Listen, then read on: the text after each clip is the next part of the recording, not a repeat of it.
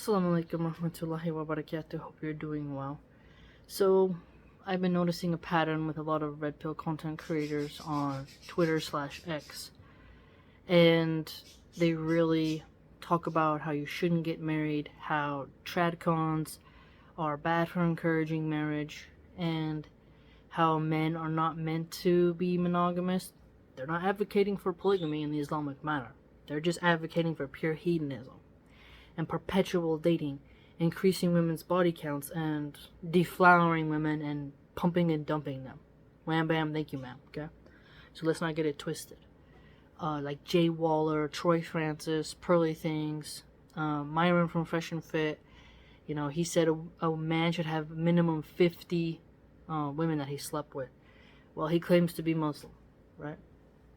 Then he says he's not a good Muslim, so he's proud of not being a good Muslim. And this got me to thinking about the fire and brimstone sermons of the Christians in the past that I used to read, and I didn't understand them before. I didn't understand fire and brimstone speeches.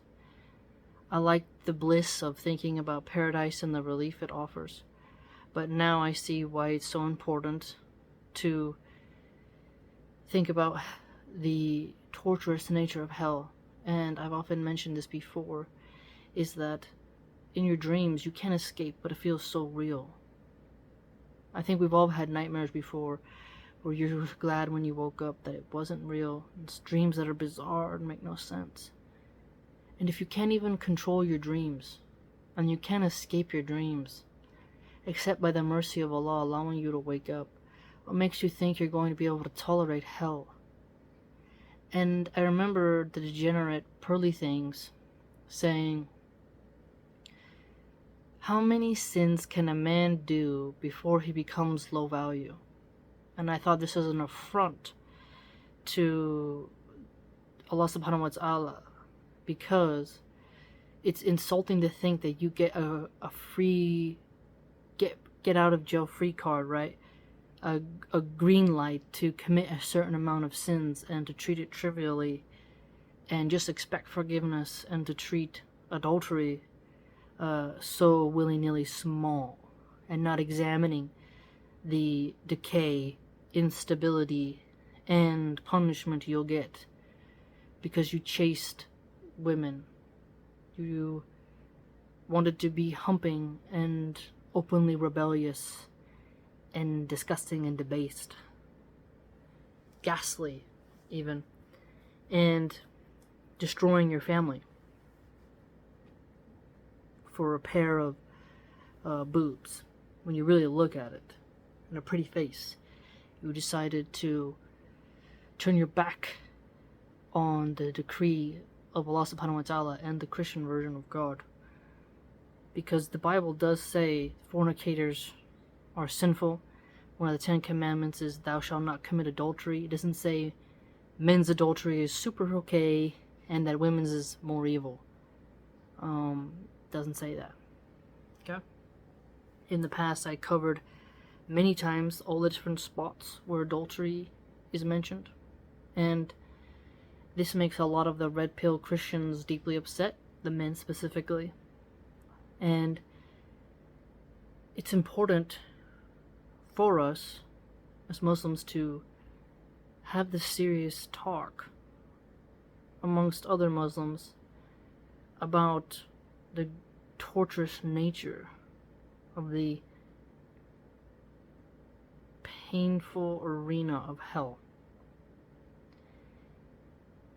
I think about, sometimes I get a stomach ache, I get dizzy or nauseous, and all of a sudden my brain goes towards, oh Allah help me, oh I'm gonna watch more tafsir, I'm gonna do this. And it's like my brain before would just think about, I want this to be over, I want to feel better. But now that I've become more enlightened, more spiritual, I always think about how weak I am. Even though I'm strong, I see how weak I am. I'm not able to help myself. And how Allah subhanahu wa ta'ala has the ability to simply create a minor discomfort that nags you and can drive you mad.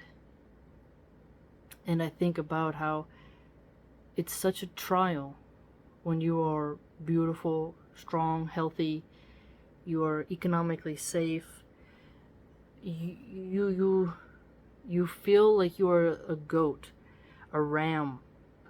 You are defiantly disobedient and under the vision of your maker, because there's nowhere you can go that Allah subhanahu wa ta'ala can't see, right? So your proud boasting, like for example what these red pillars do, of because some women are degenerate, you therefore have to be degenerate as well, and you have to pump and dump, and you have to push your wife to accept adultery, and if she walks away, she's the sinful one because she broke up the family, right? And it's not a big deal if she's a hoe, and it's just like a handshake. Pearly Things literally said men cheating is like a handshake. It doesn't mean anything, and they try to say that because there's no emotion, a man doesn't romantically love the woman he cheated with, that somehow it makes it less bad, when you look at biblically and Islamically, that has no standing.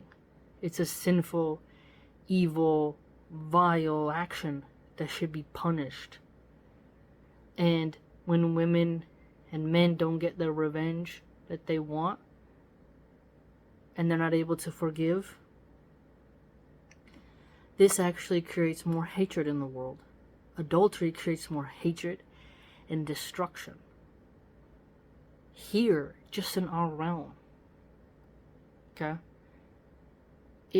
It's like, if you're a cheater, you're a fornicator, you're sitting at the feet of the devil, because you are only spreading pain.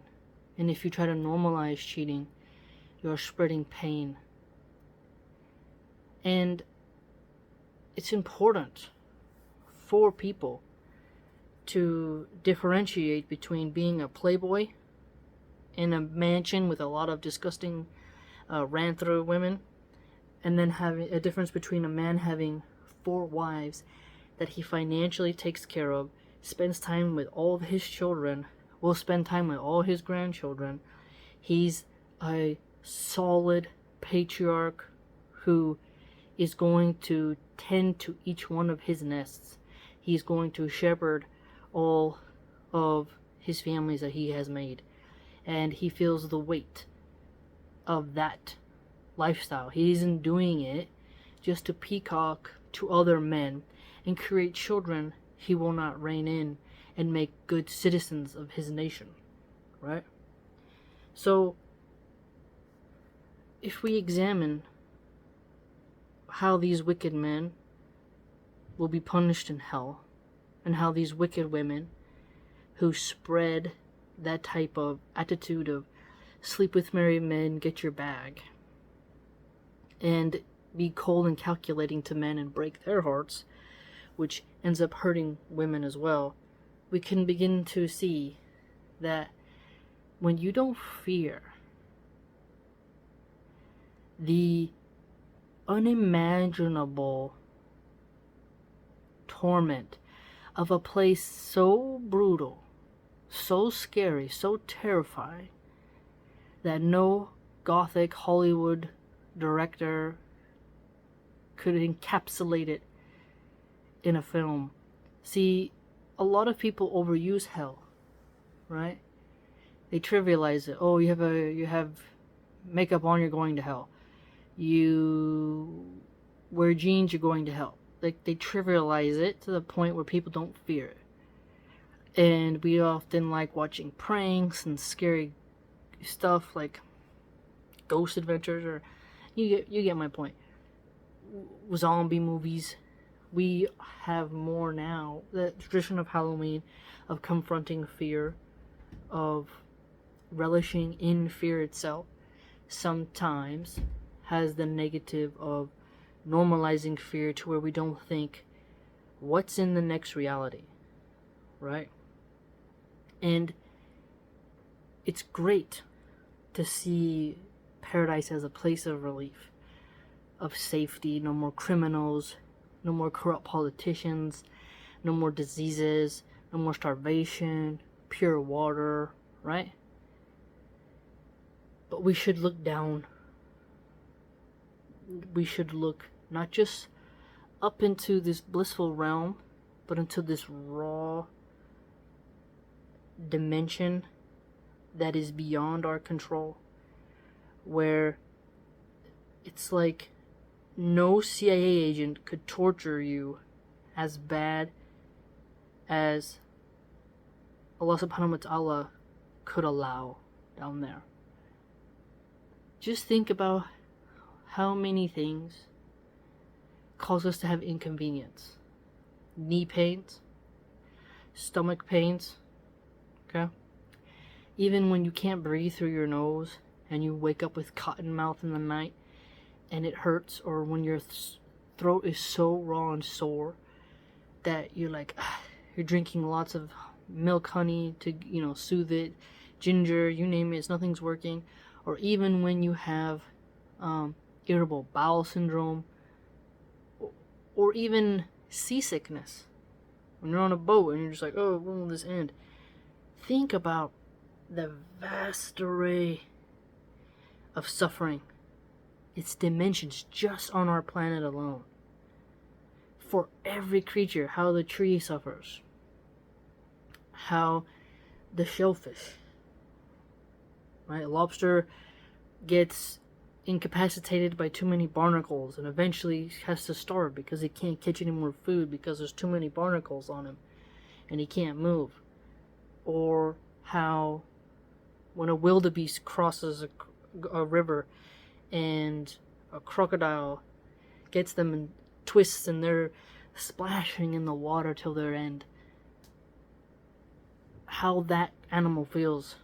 I literally saw a video of a gazelle. It was wild.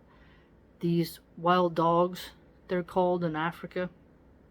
The ones with the tan, white, and black.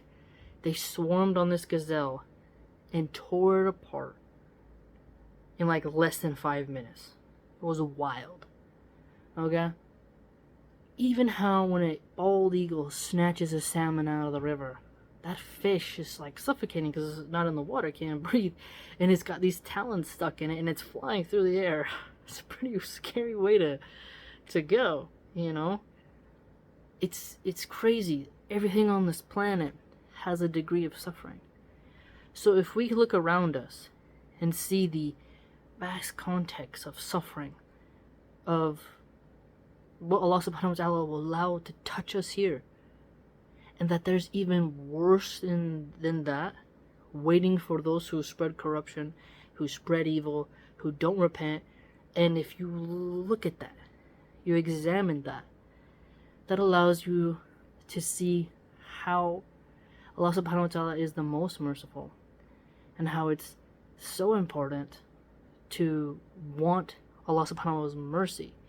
And then you look at, how do you get that mercy? You have to get nearness to Allah. You have to be sincere. You have to really try to improve your deen. You have to pray. You have to give to charity. You have to do a number of things. But if you're a proud, rebellious person who is selling out your morality to get glitz and glamour of the temporary world, and you're not thinking of what you're stacking up in terms of sins, I mean, that's pretty intense. It's pretty intense. It's fascinating because there are so many different ways the human mind could find to make life for the human being absolutely terrible. If you went around to every person on the planet and wrote a book about, okay, so what are your torture methods? What would you do to totally psychologically break the mind of another human, right? And then people did exercises and cruelty, what they would come up with. All those people's ideas, if they were allowed to actually do them, wouldn't even be able to scratch the surface of what awaits in the abode of hell. See, it's interesting how people think it's like just an oven just a volcano or something like that, where you'll only feel the pain for a few seconds, then you're out. But we don't know that, right? Because in the Quran it says painful torment. Think about that. When something is a torment, it's not easy to endure. If we look about how we need pain pills and anesthesia just to get through things, imagine those people who had to get a foot taken off, a leg taken off, without some type of opium, and how they had to endure and recover, and how so much pain can actually warp the human mind. It's intense. Like, you can ruin someone's brain through certain amounts of trauma. They've done this in the CIA and other groups like it around the world. They study this in their nasty facilities, and it's a tool used to control humans who think that they are God and that they won't be accountable for what they seek in terms of malicious knowledge, right? But I want you to look at how those who are spreading sexual immorality trivialize Judgment Day. They don't fear. To encourage cheating is to encourage murder, because you are not entitled to somebody just to take it. We are told to bear patience, which we should, right? You shouldn't throw away your life for vengeance in that way. But anger is very powerful. Anger is a trial of human emotions. And even if you don't get angry and you suppress it, that frustration and betrayal that person let you down, and they did that vile deed, and they replay it over and over and over in their head, that negative energy, that just pain and torment that they feel is gonna rest inside them and can come out on an innocent person. Like, it's scary when you think about how, if you pump out this wickedness into the world that these red pillars do, of just seeking women to get them to degrade themselves and encouraging women to do it, and then mocking women who change, who've become celibate, and this somehow pushes them to keep behaving in the same way, that they have no hope, no redemption arc, no atonement, right? It keeps them in the pit and grasp of Shaitan. You have to really be scared.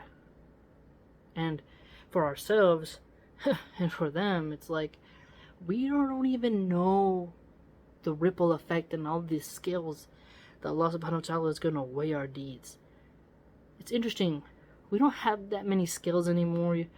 Like when you go to some markets and you get like this many pounds, they might put it on in front of you. But there's something psychological about the scales. When you have to be like, okay, here's this. We don't have those old school scales anymore. Here's this many coins for this. Or we don't do that many exchanges, currency or accounting in this way. And in an entirely different realm, we're going to have an accounting that's so swift, there will be no economic system that would be able to replicate it or write about it or mimic it on this earth. That should scare us. We can look at how many good deeds we can do, give half a date, a smile being charity, a salam, you know. There's so many wonderful ways to do good deeds that shows Allah's mercy, that Allah wants us to compete in doing good deeds, right? And whatever we do it for our own selves. Allah is free of need, and we are entirely dependent upon Him. What we do will damn us. Allah is totally unaffected by the malice people spread on earth. It will doom them. And I think so many assume that they'll be able to escape somehow.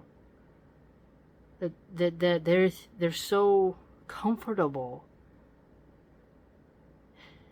and in good health that they assume they won't be brought to their knees.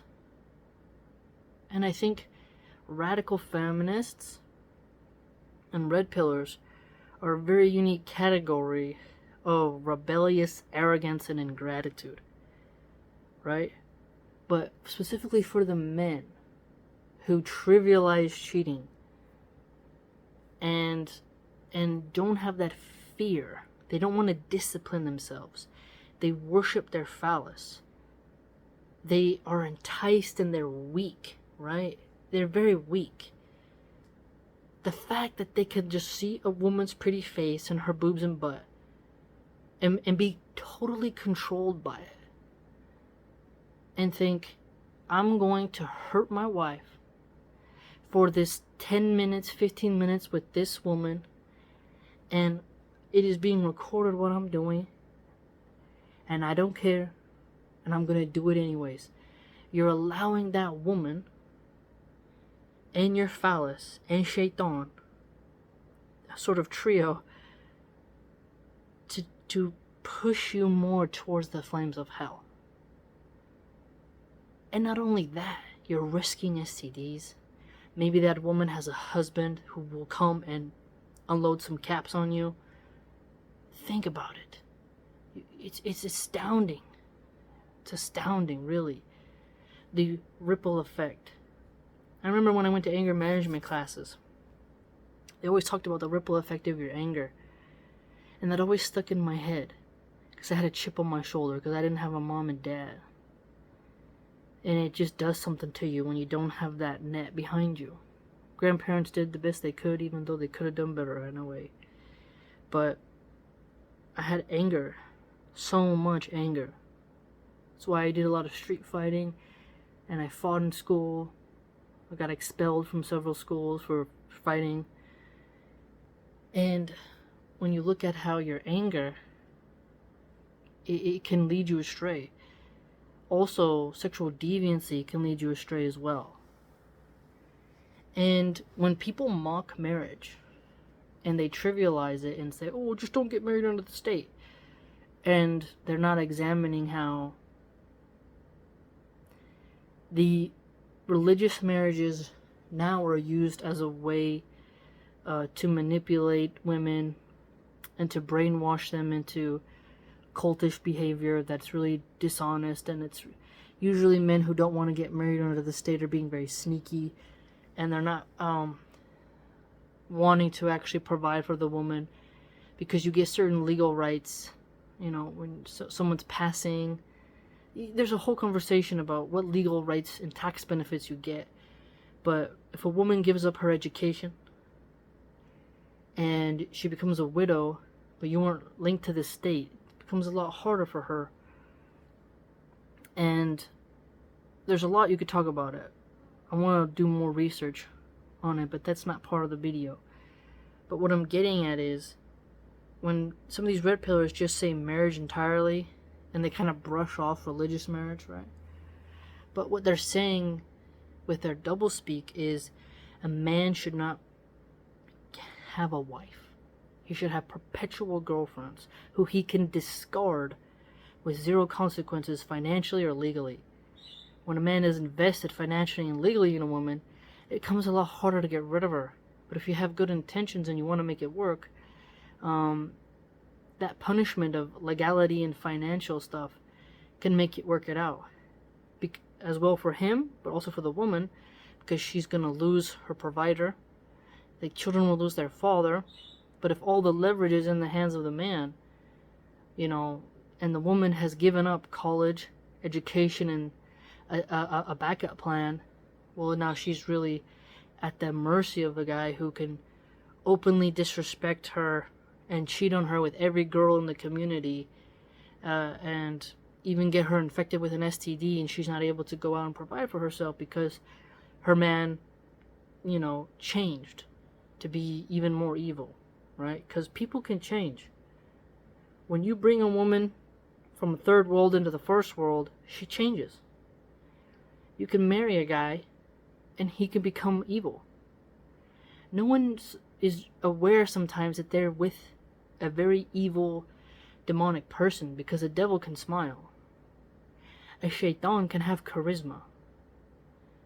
And spotting evil for some is very difficult because they're very naive.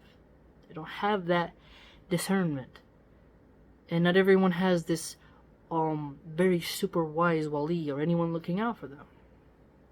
And so if somebody who is very naive is hearing these red pillars talk about don't get married, you have to accept cheating, this enables people to cheat, which makes women more wicked, more vindictive, more occultic, and insane. And that doesn't help the world.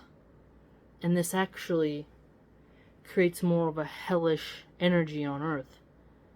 And so, if people contemplate about hellfire, in the horror, a type of screaming that is so loud that your voice disappears.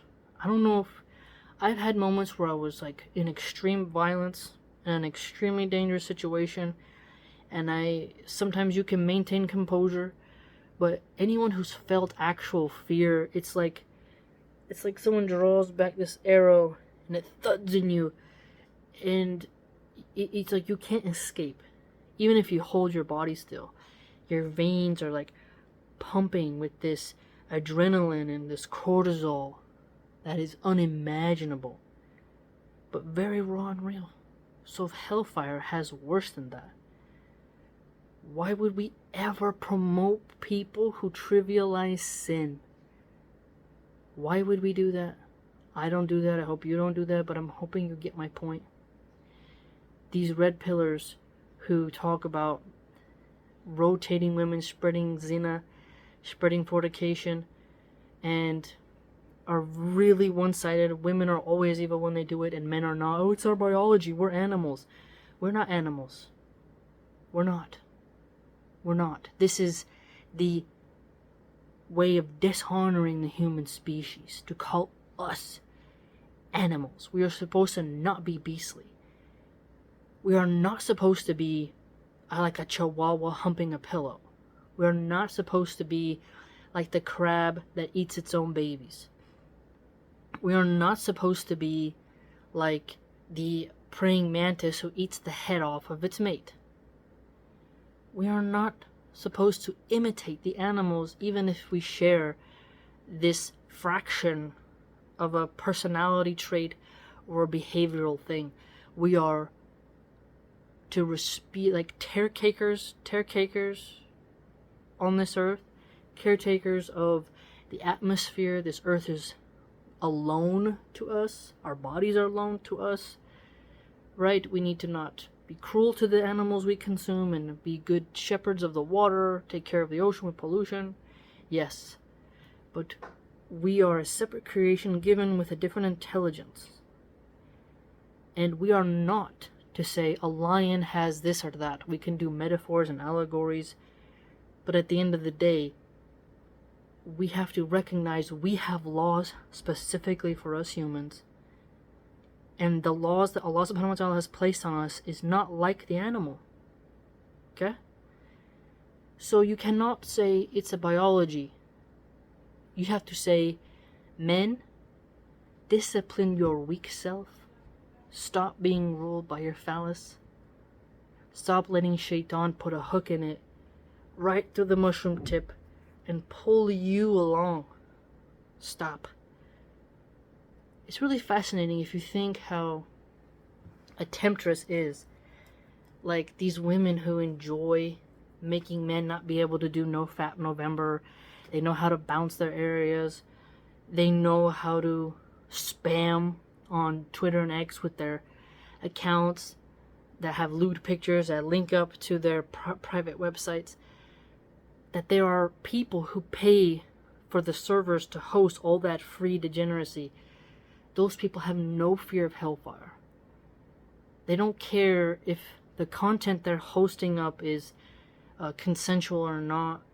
If it makes a man want to try to be a woman, right? Cross-dressing, all the evil people whose the crimes against them were filmed and uploaded for people's enjoyment. All the wickedness in that And then you have people make excuses for that lifestyle. You have people openly say, you know, so-and-so should do cam work, and, you know, it's okay for a woman to do OnlyFans if she gives some money to her man, or they do content together. All that sexual immorality, right? How it hurts the family unit, breaks up harmony, destroys someone's mental health, spiritual health, and spreads so many diseases, right? Makes people creepy and perverted and distorted. It's really bizarre. And how that opens the door for cheating. Those who are hosting those spam apps that say so-and-so is 1 mile away and ready for this. And you're like, who's putting these apps up? Why is that legal? You know, it's intense to think about. A strong man isn't a red pill, high value male who has a field of women who he doesn't really care if they live or die. He just uses them for their holes and buys them a stupid perfume and a pair of high heels. And he thinks that's being God-fearing. That's being valued in society, when rather he is taking people's children and ruining their minds, wasting their time. The damage a bad male can do in society is insane. It's insane. And so I think it's so important for people to think about the brutality of Hellfire. Really think about it. It's good for you. I used to not understand it before, but it can be so frustrating when you have people who are LARPing in the Muslim and Christian community about their trad or their this, or, you know, they care about destroying liberal feminism, and the delusional feminist gets this or that, when in reality their whole life is a contradiction in what they promote. It's very interesting. Very interesting. Let me know what you think, and if you'd like to join my blog, it's www.subscribestar.com/Milahan Archive.